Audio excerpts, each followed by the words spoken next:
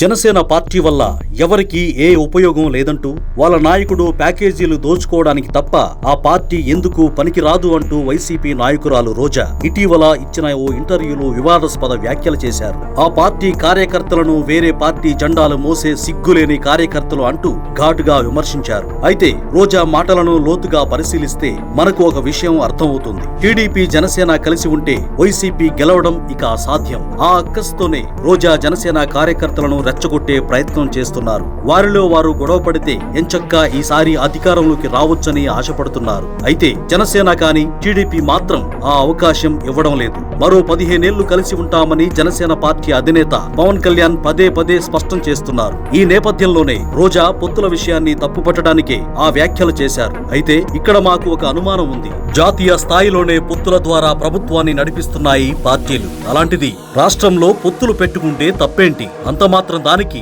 కార్యకర్తలు జెండాలు మోసే కూలీలు అయిపోతారా? మరి 13 ఏళ్లు టీడీపీ పార్టీలో ఉండి ఆ పార్టీ జెండా మోస్తూ రాజశేఖర్ రెడ్డిని పచ్చి బూతులు తిట్టి తరువాత నువ్వు పార్టీ మారలేదా? మరి నీకు సిగ్గుందా? పవన్ కళ్యాణ్ ప్యాకేజీలకు అమ్ముడుపోయే వ్యక్తి అని విమర్శించే ముందు ఒక్కసారి గతాన్ని గుర్తు చేసుకో రోజా.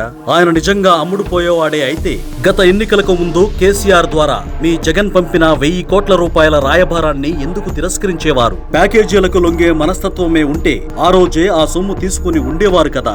అసలు 1000 కోట్లు ఆఫర్ చేసే స్థాయికి మీరు ఎలా వెళ్లారు? ఆ అక్రమ సంపాదన ఎక్కడిది? ప్రజల పొట్టగొట్టి రాష్ట్ర సంపదను దోచుకున్న సొమ్ము కాదా అది? ఆడుదాం ఆంధ్ర స్కామ్ లో ఉన్న నువ్వు ఈ రోజు ప్యాకేజీల గురించి దోపిడీల గురించి మాట్లాడుతున్నావంటే ఇంతకన్నా కామెడీ ఉంటుందా?